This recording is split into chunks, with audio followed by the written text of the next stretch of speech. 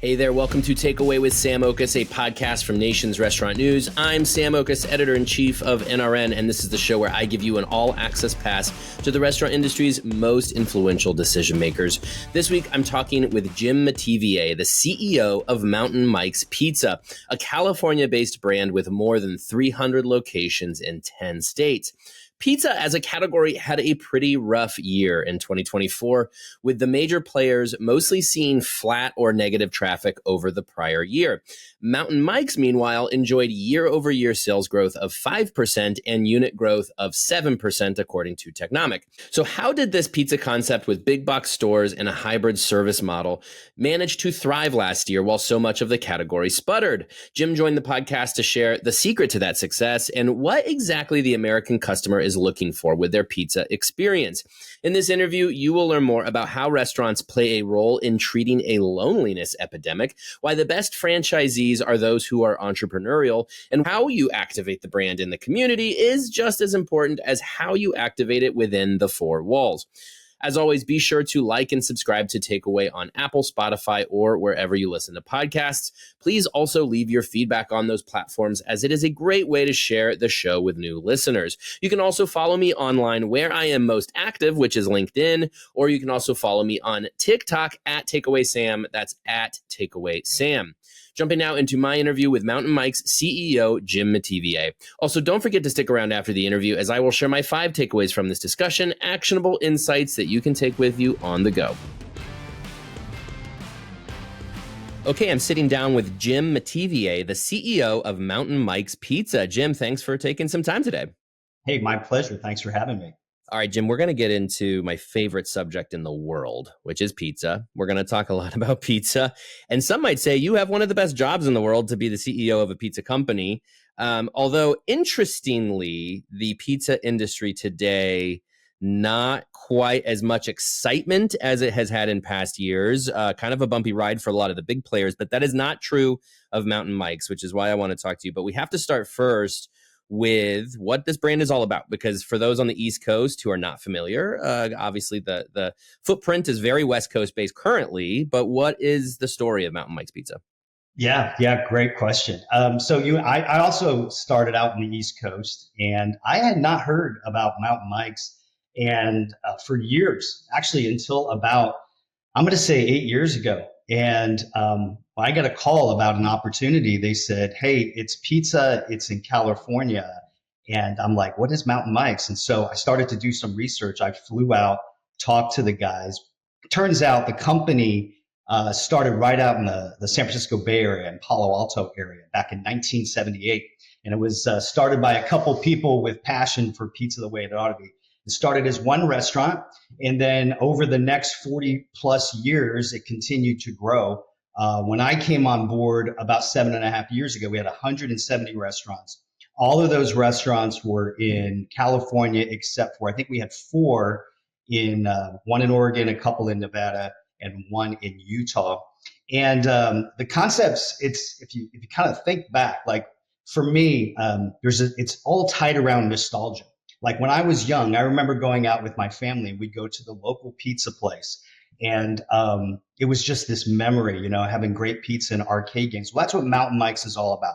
We talk about bringing families, sports fans, and communities together to dine, share, and celebrate around pizza the way it ought to be. And that pizza is the best pizza I had ever had. I thought I knew pizza because I've been working in the restaurant industry for, I think I'm on my 33rd year now. And I knew all the big players and some of the regional players out east, but I never tasted anything like Mountain Mike's. Dough made fresh daily, in-house, sauce made fresh in the restaurants. They shred the 100% whole milk mozzarella cheese, fresh vegetables cut in-house, and then they put a mountain of toppings edge to edge on the pizza, and it is fantastic. So if you come into our restaurants, you're going to see TVs around, we're between 3,500 square feet. There's going to be little league teams or football teams that are gathering around pizza. We actually have something called a mountain pizza, which is 20 inches of pure joy, 20 slices with a mountain of toppings. We've got arcade games. We've got beer and wine for mom and dad to eat. But it all starts and ends with that pizza the way it ought to be. It's fantastic. So that full service structure? It's actually more of a fast casual where you're going to place your order either before you get to the restaurant or at the counter, and then you can sit down and eat, which is one of the things that differentiates us from most of the other pizza guys out there. I mean, we offer carry out and delivery and third party, but we also have a place where you can come together and have that great either create, relive memories or create new memories by dining in. And I love that I mean, everything you just described. I've had a few guests on from the pizza space over the last couple of years who everything they describe to me points back to what I experienced of Pizza Hut in the 90s, and I would go to Little League or church or whatever. And afterwards you go to Pizza Hut and you have that, community experience. And there's an arcade game there, and, it has that sort of dim lighting, and Pizza Hut's really moved on from that model. But it's so interesting to me that I have this conversation frequently. You'd be surprised how many times I have this conversation, which is I miss that experience. Pizza suddenly became this commodity, this convenience, but people crave pizza as community. So it seems like you guys are really leaning into that. Yeah, I would say over the last 10 years, you just look at our society in the US, and people seem to be almost like very, divided, whether it's political or whatever it might be, social issues.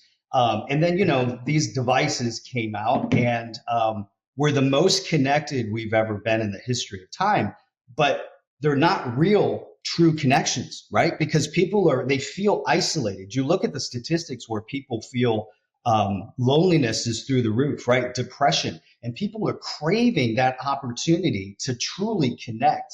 And what better way to do that than to come in over a great meal and a great pizza and do that? So we feel like that's our mission. And I agree. I mean, it's like celebrating memories and creating new memories. I'll go to grand openings in new states, and I'll have people come up to us who, Mountain Mike's had never been there before. But they had come from, let's say, California. Like I remember a guy from Northern California area in Hayward. I was trying to remember what city. Big guy, looked like a football player. And that's what he said. He goes, "Hey, man, after practice, I remember we would go to the Mountain Mike's and we would have all this pizza. And when my daughter said, 'Hey, can we go to Mountain Mike's?' And they live in Phoenix area. He's like, 'Yeah, I'd love to, but there's none near here.' And she goes, 'There's one in Mesa.' And so he came to the grand opening and he's sharing this story. And I swear I thought he was going to start crying because these memories are so emotional, connected to that great pizza. And that's what we're on a mission to do, is really share that love as we continue to grow our great brand. So if I look at the status of pizza again, last year, if you look at the big three, Pizza Hut, Domino's, Papa John's, all experienced negative sales and traffic. And of course, 2020 and 2021, pizza was the rare bright spot for the industry because so many people turned to pizza when they were staying inside. So to some degree, I think pizza's come back down to earth. But I'm just curious from your point of view, because Mountain Mike's, your sales are up, your unit counts are up, and you can share your exact numbers if you want to, but how did you pull that off, and what's wrong with pizza? Why was pizza down so much last year? I mean, you can't speak to the other brands, but what's going on here? Yeah, well, as you know, pizza, it's just everyone loves pizza. I think some of the stats I read, 1 in 8 people will eat pizza today. Back during COVID, there was a survey that said if you can eat one food the rest of your life, what would it be? 91% of the people said pizza because, it's customizable, it's shareable, it's a great platform. During COVID, you're right. When COVID hit, we were all like, we were in most of our restaurants in California, and we were shut down. Our dining rooms were shut down overnight, and that was a good percentage of our sales as a brand. And so we were trying to navigate that as quickly as possible. And then within a couple weeks, I mean, the doors were blowing off the other direction. It was fantastic. I mean, it was a great time. But you're right. So I'm going to say the last year, let's just say, things have changed, right? The economy, people are really being very thoughtful with where they spend their money, and it continues. I mean, you've seen some of the recent earnings. I know you have. Some of these big players that are, perennial same-store sales growth, people are taking some hits, and there's a lot of headwinds out there. And we're experiencing the same headwinds, but we have great franchisees who are very entrepreneurial, which is, by the way, really important about how we expand our brand. It starts and it ends with the franchisee's mindset. And you want to make sure that you're partnering with people that have an entrepreneurial mindset, that work within the standards of the brand, but they're very much engaged in building those relationships with their communities, with their teams, and then ultimately with their guests. And so when we have discovery days, which is about once a month, we bring prospective franchisees in. I make sure I meet with them personally and my whole leadership team does because we want to make sure they understand our vision and then we want to understand what their vision is and that they're going to fit that culture. Because I think that's the key to driving, consistent same store growth for years to come is people that are going to engage in the community, make those relationships, give back, and then the community is actually going to come in. And so I'm not going to say we haven't hit the same headwinds that everybody else has and are dealing with, but we're looking to capitalize on every single potential occasion that's out there. One is dine-in, because you'll see some of those players that are up. Dine-in is a place where they're up. Um, Delivery, carry out. There's a lot of people who are very focused on price. You'll see some of the big guys you mentioned are pretty much giving away or deep discounting a lot of their pizza. And the challenge with that is, I always think of franchise profitability. I'm just wondering, hey, where are they? Because they're my ultimate customer is to make sure that they're going to be profitable. But anyway, to answer your question, we're trying to always stay relevant with our consumer and give a great product across every single potential occasion that might be. And it's not just dine in, carry out, delivery, third party, but also group occasions, catering, late night, early morning, whatever it might be, to really ensure that we're becoming the number one option for anybody that wants pizza in our areas. Well, it's so interesting. It's something our team has talked about. We've seen this data that frozen pizza sales are surging, and it's like the last time they surged this much was during the recession, right? And so this is sort of like this index of what's to come because frozen pizza is surging. But it's interesting because if I think of myself, I'm very typical Friday night pizza night with a family. We have maybe 4 or 5 restaurants here in Columbus where I live that we kind of move our business around. We'll pull back when we need to. We'll go for that coupon when we need to. But the point is that, like, for me, pizza is such a frequent occasion that even if I do pull back on how much I'm spending on pizza out and about, I'm still choosing restaurants probably 3 to 4 times a month. Even if I pull back, what the point is to say is that I wonder how much you guys are trying to fortify Mountain Mike's in this year where the economy is not great. Customers are very uncertain about what's coming, and that tends to lead them to pull back on that discretionary spend. How can you prepare for that and your franchisees for that?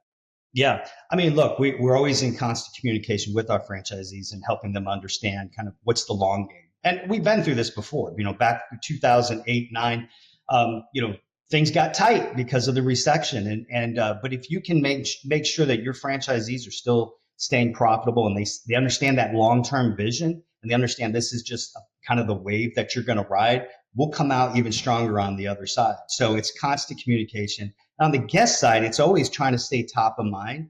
We'll look at our guest data, and you'll see some that go to that lowest common denominator pizza sometimes because of the price, but they're also coming back to us and saying, hey, once a month, I'm still going to spend the money on what's really worth it and come to Mountain Mike's. And some of these other occasions, I'm just going to get, I hate to say gut feel, but some other options, right?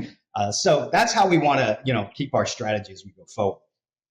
And what about the concept of value? Because obviously it seems like portion size and quality really play into your value equation, but how can you make sure people do also see value in the experience they get with Mountain Mike's? Yeah, so it's always helping people understand what they're paying for is worth it. And so, for us, it's always talking about the romancing the experience that you have as well as the quality of the product. And when people taste it, they go, yeah, this is definitely worth it. You get what you pay for sometimes. Mm-hmm. Yeah. So then going back to, I think, to this idea of like an experience, which is, sitting down and experiencing a restaurant is a totally different thing than getting delivery. Having that emotional connection to a restaurant, personal connection, even with a franchisee, a local operator, all of that really plays into that connection that people have with their favorite restaurants. And I think, especially in a time like this, again, where there's uncertainty, I suspect people fall back on that trust. They fall back on that relationship, that restaurant that they want to go and support, that doesn't get the axe with the rest of that. You mentioned how much you guys are really encouraging franchisees to be a part of their community. Tell me about that, which is, as you grow, as you're entering new markets, how much is this community aspect of things really kind of providing a safety net for Mountain Mike's? Yeah, it's huge, both within the communities that we're currently in, as well as, to your point, new market penetration. I think the word that comes to mind is authenticity. Is that you want to make sure your franchisees truly care about being a part of the community. It's not like a checkbox and it's a means to an end to drive sales. I mean, look, that's going to happen, but if you're really out there being involved in community groups, charitable events, things like that, giving back to the community, fundraisers, schools, churches, your guests are going to be very loyal to you and go, hey, when they say I need pizza, I know a guy that is awesome and is connected to me.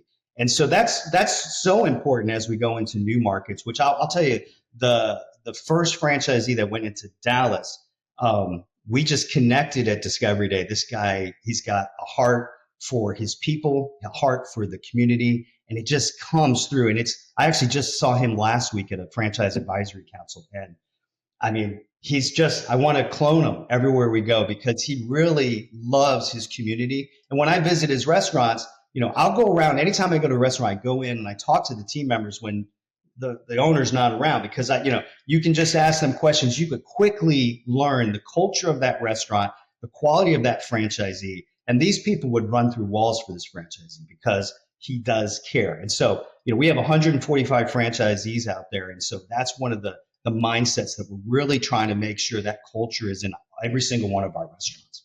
And aside from, bringing in franchisees with those qualities, how can you be intentional about developing that culture across the system? Yeah, so it's funny you said it, because that's kind of my three pillars ever since the day I walked in. Was one is strengthen the foundation, which is, hey, what are the tools, process, systems that we can bring into the organization to make sure we can help our franchisees be most successful?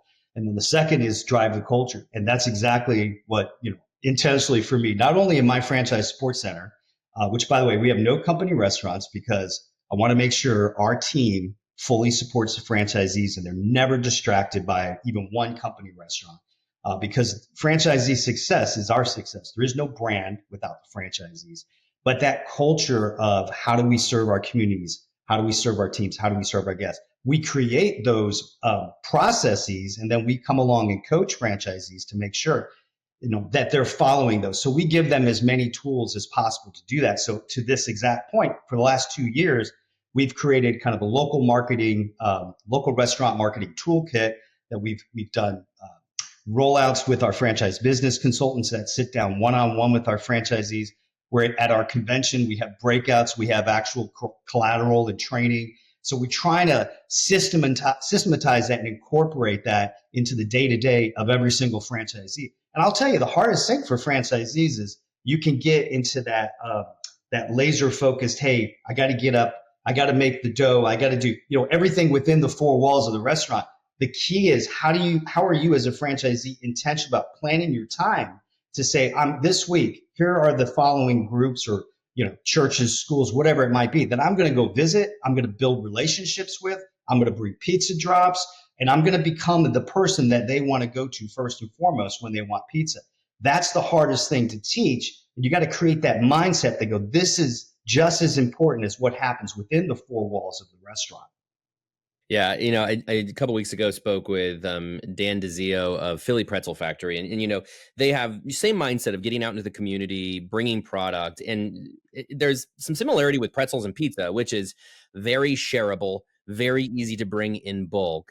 And it just seems like if you get a pizza in front of the organizations out and about in a community, that might be the best marketing you can do. But are there other ways that you guys try to market to the community?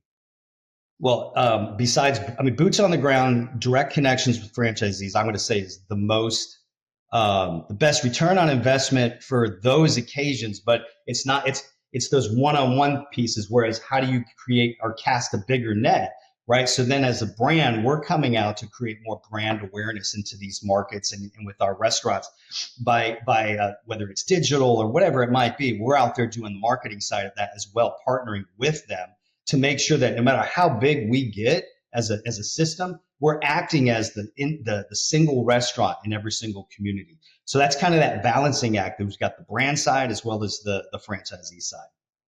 I'm curious too. Do you need the dine-in business to make Mountain Mike's stand out? Because obviously that's kind of your differentiator. But if you have a community where people are like, "No, we're just going to hit you up on third-party delivery and call it a day," are you okay with that? I mean, can you still create that experience?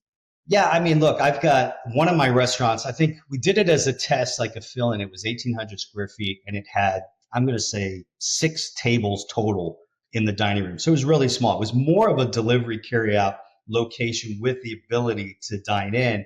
And that one does 70% in digital sales, does close to $2 million in AUV. So look, there in a market like that, it was kind of an occasion where people were utilizing this fill-in opportunity, but there were also 6 other Mountain Mikes within 5 miles, maybe a little bit further, 10 miles, that if somebody wanted to use a dining room, they knew they could go down to that one. So I think there's a balancing act. I wouldn't go into a market and just do delivery and carry out where they don't know us, because I really, to your point, truly believe that that is one of the key differentiators for us, to have dining rooms. Yeah. All right. So to this point, I mean, let's talk about growth, because you mentioned having these 2,500 square foot restaurants. That skews big for a pizza restaurant. Of course, if you look at Domino's, Papa John's, Pizza Hut, they're trying to get this footprint as small as possible so they can punch that into anywhere they can in a city. They're all about the fortressing and kind of blanketing the city with their locations, which is all good and well. And, it works at times for them and sometimes it doesn't. But for you, I mean, obviously you're looking for a specific kind of real estate here that is going to be harder to find. It's going to be obviously more expensive. What is key to finding that great site for a Mountain Mike's, considering that you want a little bit more space for it? Yeah, well, there's a lot of opportunities to find that space. Actually, it's interesting. Sometimes we hear that the smaller spaces can be harder to find at times. It just depends on the market.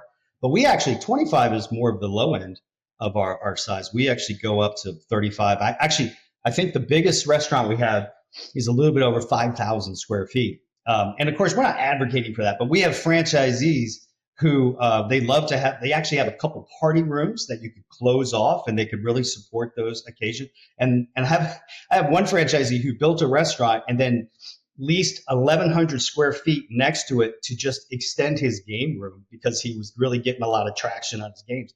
So it depends on the market. But one of the things that's also a key differentiator for our brand is our team. We offer all these services. I call it soup to nuts with our franchisees. We shepherd them from the time they submit an application to getting approved and awarded a franchise. We go through arm in arm with them from doing some onboarding from it's right after training, but anyway, it's almost like we're doing an introduction to the training, and then we do training all the way up to opening the restaurant. But then also on the development side, we're out there doing site selection with them. We're out there with our construction managers are side by side with them. They're never abandoned in the process, and so we have the expertise out there to help them identify sites and to develop sites so that we can manage the time, cost, quality, and help them be as successful as they can be. I imagine in this case too, you're probably just competing with other casual chains, but and obviously you're not full service as you mentioned, but the primary dine-in pizza brand is actually pretty rare. As I was mentioning, so many of these pizza concepts, they want just that small inline space, and so are you even seeing developers come to you because they would probably actually want a dine-in pizza brand as part of their development because it's going to make people come and be in their development for a while? Yeah, we have great relationships with lots of different developers and brokers, and we're always saying, hey, this is what we look like. I mean, actually, we just had a broker summit last month, I think, and there are a lot of folks out there who are looking for exactly what we are. And our brand, there's a few others that are similar to us, but our brand is at the top of the list because of all the things we just talked about. We're one that is sought after. Pizza has been a real focal point in the last decade or so on technology. I think Domino's, you saw it pretty early on, but I think pizza, because of the nature of pizza and because so much of it is off premises served, especially with ordering, technology became a real big part of the pizza world. I'm curious about your approach to technology and how you guys really lean into it to make efficiencies in the operation. Yeah, it's interesting. When we first came in 7, 8 years ago, we didn't have a consumer facing website. We didn't have a single POS. We didn't have online ordering. We didn't have third party aggregators. We didn't have any of that stuff. And so we put all that together. But we're trying to, anytime I look on technology, it's got to be something that's solving some kind of barrier, whether it's a consumer experience, the operator experience, and then of course it's got to pay for itself financially. So we're always trying to look around the corner saying, what is it that either someone else has that we don't have that actually benefits the consumer or the operator, or what is the new trend? You talked about AI, and I share your the balancing act on AI. It's like, I don't want to be out there just to be like, hey, look at us, we're doing this, that, and the other. And then a guest tries to interact with us and it becomes some kind of roadblock because we're trying to be, tech forward. It's got to elevate that experience, or else I'm not even going to spend time on it. So, one of the things like COVID, I will tell you, when I first came in, third party was like a bad word with our franchisees. Mm-hmm. And I was just like, why is that? And they were like, oh, it costs so much money, blah, blah. I'm like, these are incremental sales that you're not tapping into. And to help them operationally, we made sure that we integrated that whole thing right into our POS. So they didn't have 5 tablets when you try to execute against that. And so we were on the front end, and literally right when we got everybody on board, COVID hit. And so we were like right in that wave. So we're always looking for things like that. Like we've played with telephone ordering with AI, some of those things that, there's a few brands that we've looked at that they seem to be successful, but when we have tested that type of thing, the consumer experience is just not there yet. So it's on the radar to say, hey, we want to make sure that, all those things about authenticity with our guests are going to be there. We don't want our guests to feel like they're just some number and there's like a robot or whatever it might be trying to get them through the process as quick as possible. But then we also, there are consumers that don't want to talk to anybody. They just want to use this. Our technology works great for that. Mm-hmm. And, we've actually, I think, was it last month, we were at 48% of our sales were digital. So that's pretty good. We're continuing down that path. But again, it's got to solve some kind of barrier. It's got to benefit the guest experience. And it's got to make money for our franchisees, or else we won't do it. If you are primarily, if you really want dine-in business, but you still do kind of counter service, I imagine there must be a technology as a solve in that experience as well. Am I right? It's pretty much a one system solution. And maybe it's just because the solution we have is pretty flexible that it can do both. Not to say that there's not new technology out there that might be coming down the path, but right now it hasn't been a challenge. And again, we want dine-in experience, but we also want to meet our guests wherever they are. So we're going to support every opportunity and just make sure it's the best experience that they can have. Okay, so this year, kind of a big year for you guys as you're building on this momentum. As I understand it, you guys are growing into parts of the country where you've not been before. You are now going to be a coast-to-coast concept because you guys are reaching Florida. Tell me about this growth and how you guys are preparing the country for that Mountain Mike's experience. Yeah, organically is how we grew the first, I'd say 41 years. It was always somebody was either a friend or a family member or knew somebody who was like, hey, I run a Mountain Mike's and hey, I want to get into that. And so it grew. And then I would say about 6 years ago, we got very intentional and professionalized how we were looking for franchisees and where we were going to grow. And we actually, when I joined, we were in 4 states. I actually closed down Nevada. We had a bad operator that had 2 restaurants. And so 5 weeks in, I shut that down. So we were in 3 states. We were going the wrong way. And but the key is to build the dynasty. You've got to have the right franchisees. So we started to professionalize that, systematize how we were going to bring franchisees in. And so one was, how do we recruit the right franchise partners? The other is, how do we make sure that we provide infrastructure around supply chain, which can be very challenging, to make sure that we have the highest quality products? And that's one of the things for me. I was like, I'm on supply chain. No one touches the product without my approval. We go through a whole bunch of consumer insights, even if we have to find a backup, product that might be challenged, like right now, pineapples is like some global shortage. So before we bring in another pineapple, we're doing a bunch of research on that type of thing because it's so important to the success of our brand. So we had the franchise qualification process, the supply chain set up, because we were in 2 DCs. Now we're in 6, and we're going to be in a few more in the next year. That's heavy lift as well. And then the third part is brand awareness. How do we ensure that as we plant flags into new markets that people are aware of Mountain Mike's? To your point, you didn't even hear about us because you're East Coast. So as we go east, how do we make sure people are tasting the pizza? Because once they taste the pizza, they get it. So we got very intentional. And let's see, we are open today. We have 307 restaurants. We are open in 10 states. And we have development in 5 more states. So we'll be in 15 states by the end of, actually, I'm going to say Q1 of 2026. And to your point, we have a 10 restaurant deal across Orlando and Tampa. We have a 3 restaurant deal in Virginia, and we signed, I'm not sure if this came out yet, but we signed a 3 restaurant deal in Nashville as well. So we've been going west to east. One of the more recent, we had 2 openings up in Wisconsin, which I think, I didn't even know that was east of the Mississippi until someone said, hey, you crossed the Mississippi. I'm like, really?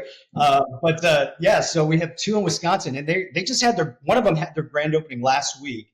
And I couldn't make it to the grand opening, and they dialed me in live, and I had a video, and it was I'm going to call it fun chaos. There was people everywhere, and it was so exciting to see that. So, but anyway, to your point, we're being very intentional about how we grow to make sure that it's not just trying to chase some number.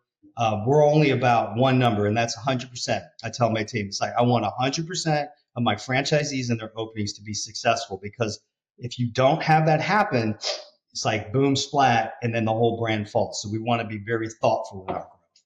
Imagine too, in the pizza space, there's got to be a lot of demand for pizza or for franchising pizza, because the big brands are kind of tapped out or cost prohibitive or just looking for something different. And then what you guys are offering is so different from what a lot of the pizza chains are doing. So for a franchisee looking to expand their portfolio and to get into pizza, you guys are offering something pretty unique. That must be a good calling card for you. It is, and in Discovery Day, when we kind of do an icebreaker and we introduce each other, the franchisees will introduce themselves to us. One of the questions is, why Mountain Mike's? Because I want to know why they're coming, or why they have interest. And I would tell you, over the last, I don't know, I'm going to say 2 years, 100% of these franchise candidates, they come in and they talk about local engagement. They talk about dining rooms. They talk about those memories that they had, everything that you and I talked about to start this. And that's key to us. And so it's almost like, I hate to say check the box, but it's like, hey, we're aligned with the vision of Mountain Mike's. Because if we have somebody come in and they're just like, hey, it's all about them, and they want to change the menu and change the concept, it's like, let's part ways. Go ahead and do that someplace else, because this is what Mountain Mike's is for the last 48 years, and this is what we're going to be for the next. All right. So last question for you then, Jim, to that point, where do you see this brand going? And I guess broadly too, I'm curious where you see the pizza industry going, because pizza industry relatively volatile right now. Mountain Mike's doing pretty well. And as we plow through this kind of bizarre 2025, where we have so much economic uncertainty, what do you hope the result is? What's at the other side of 2025 as we go into 26, both for the category and for the brand? I'm going to say blue skies. Yeah, I love it. It's like, I always tell my team, keep climbing. We're going to keep going. And once we get to the summit, we go to the next summit. But look, yeah, the pizza industry, obviously, it's got, like we said, a lot of headwinds right now, but people love pizza. I know personally, I love pizza.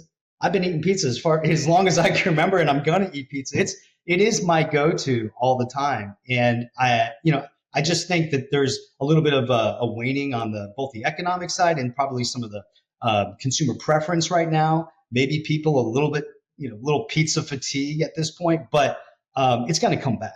And so I think the industry as a whole is going to continue to thrive. And for us, I mean, seriously, like I said, we're going to continue our march from west to east, tapping into new markets as well as filling in current markets. And we have so much green space. It's ridiculous. But it always starts and ends with great franchisees. So as long as we can continue to find great business partners, the sky's the limit for Mountain Mike's. Love to hear it. Wouldn't bet against pizza, and I won't bet against Mountain Mike's. Jim Metevier, CEO of Mountain Mike's. Appreciate your time. Thanks so much, Sam. Appreciate you. That was my interview with Mountain Mike's CEO, Jim Metevier. So what should you learn from this interview? Here are my 5 takeaways. My first takeaway is that pizza is an experience and should be treated as such. You guys are probably sick of me talking about dine-in pizza, the fact that this is a missing hole in the market, an opportunity, some potential to be filled for pizza, comparing it to the Pizza Hut of the 90s. I've talked to a number of pizza concepts that are either full service or really heavy on dine-in, and this always comes up, this idea that communal pizza, gathering together at a pizza shop for community gatherings, whether that's after a Little League baseball game, after church, whatever it is, that experience is lacking. We don't have that as much as we used to because pizza became a convenience. It became something that was delivered and delivered only. And brands like Mountain Mike's are bringing this experience back. And I am here for it because I really do believe that the community needs a place like this, a gathering place, a watering hole, so to speak, where people can come together after an event or just together as a family or friends. And what better food than pizza to serve that community need? But Jim uses that word experience a lot. And I think, this is a word that is going to come up over and over and over again this year.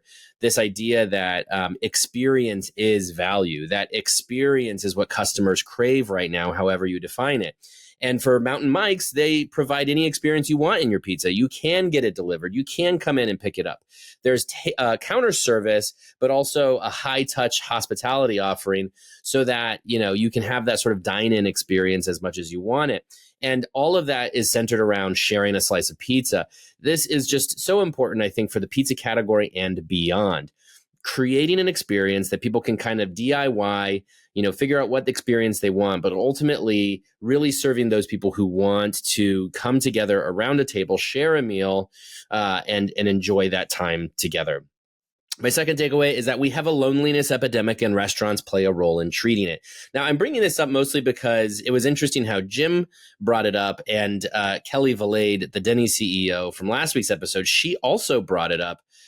And they brought it up in different contexts, but I'm just seeing these, kind of lines connecting and wanted to address it because Kelly Valade at Denny's brought up loneliness as a problem with employees, that so many young people are suffering from depression, anxiety, loneliness. And at Denny's, they're really trying to serve their employees with mental health resources and make sure that, they don't have to feel lonely if they're an employee. Jim addressed it from the customer standpoint, which I thought was so interesting, which was this notion that, with so many people feeling lonely out there, the restaurant table is such a great way to treat it. Of course, he's talking about it through the lens of Mountain Mike's and sharing a slice of pizza, but I wanted to just throw this out there for the whole industry, which is this idea that if we have a huge chunk of the population who feels lonely and who is suffering from depression, anxiety, and if restaurants and food are a medicine, if they are serving the needs of the people by bringing joy and happiness through food, can't we bring those two things together and intentionally bring in our customers to try to treat that loneliness, try to treat that depression? Look, restaurants aren't going to do it for everybody, but I do think this is such an interesting opportunity for restaurants to serve the needs of the people. And at this point in time, the need is to feel like you're part of a community, that you are together with other people. You can construct that for big groups who come in together and know each other and enjoy their time together. Maybe there's a way to construct it to find people who are alone, who are looking for a pizza buddy, and you can give them some sort of, product campaign promotion that puts them together with other people and they can come share a slice. I don't know what it is, guys. I just recognize that when multiple restaurant executives are calling out our loneliness epidemic, it feels like something that, we're all thinking about and talking about and should be addressed. My third takeaway is that the best franchisees are those who are entrepreneurial. Jim talked about the fact that, it's a fully franchised company, Mountain Mike's. So much of the importance of this brand, so much of the success of the brand, all of the success of the brand is because of its franchisees. And importantly, these franchisees are empowered and encouraged, really required to get out into the community, to take Mountain Mike's to the people, show them, give them a slice, show them what it tastes like, show them what the brand represents, tell them why they should come visit Mountain Mike's. Well, to do that, you do have to be a pretty entrepreneurial person. It might seem obvious to say, oh, you should find an entrepreneurial franchisee because entrepreneur is a business person, somebody who is good at business. Of course, your franchisee should be that. But you don't want your franchisees to be just so stuck in the monotony of following your playbook. They should have the power. They should have the motivation to come up with new ideas for reaching the community. the way Jim said it was, he said, you should do it within the standards of the brand. So don't break those standards of the brand. Don't go rogue and totally do something you shouldn't according to that playbook. But you should be entrepreneurial in coming up with new ways, new marketing, new relational tools that connect the franchisee and the community. So point being is that if you're a franchise concept, if you're looking for new franchisees to bring into the fold, think about how entrepreneurial they are. What is their ability to think outside the box, come up with some new ideas, and use those ideas to connect with the community? If you find those people, then you're going to find a franchisee who's going to very successfully embed your concept into that community. My fourth takeaway is that in these volatile times, your franchisees need to understand your long-term vision. So when Jim and I talked about the pizza category today and, how much sort of struggles it's had lately, which seems kind of wild to say because it's pizza we're talking about. Pizza is never going to go away. But, coming down off those pandemic highs that pizza had, the category is looking for some new momentum, is looking for a spark, if you will. And so a lot of companies are really struggling. And through that lens, Jim and I talked about the fact that when you have this season of struggle, when it's not as, quite as successful as perhaps it was in the past, your franchisees will ride that wave with you. So long as they're profitable, which is, your job number one as a franchisor, make sure your franchisees are profitable, but also so long as they understand where you're going. Where is this wave going to carry them? If they understand your long-term vision, they'll ride this out with you. But if you're not communicating with them, if you're not making clear where the destination is, what the goal is, then that's a problem for your franchisees. So consider the fact that, they're only successful if you're successful, and you're only successful if they're successful. And together you have to ride this wave. But like any good marriage, the only way to do that and to be successful in this partnership is by communicating with each other, sharing a vision, sharing your goals, being transparent about what you want out of this relationship. My fifth and final takeaway is that how you activate the brand in your community is just as important as how you activate it within the four walls. So you sense the theme here, right? Which is the community, the importance of embedding yourself in the community, in building loyal followers, loyal fans among your community. And to that end, as Jim said, you have to do that outside the four walls as much as you do it inside the four walls. Because your guests are not going to automatically show up and give Mountain Mike's a chance, for example. They need to hear about you, know about you. They need to understand what you're all about, what the brand's all about, of course, what the food tastes like. Then maybe they give you a chance. And you can only do that if you get outside the four walls, get into the community. We've talked about this a ton with other guests. This, notion of your community involvement can determine your success. Texas Roadhouse, a great example. If you didn't listen to that episode from last year, go back and find it because they are the shining example of sending people out into the community to share brand values, ideals, and product. When you do that outside the four walls, you get into the community and you bring them back to your shop. You cast that wide net. That will pay dividends because then people come and give your brand a chance. They see what you're doing. They like what you're doing. They become a loyal fan. Those are all my takeaways for today. I hope you enjoyed this episode. Please remember to subscribe to Takeaway wherever you listen to podcasts and leave your feedback. You can also email me at sam.oches@informa.com. Thanks again and talk to you next week.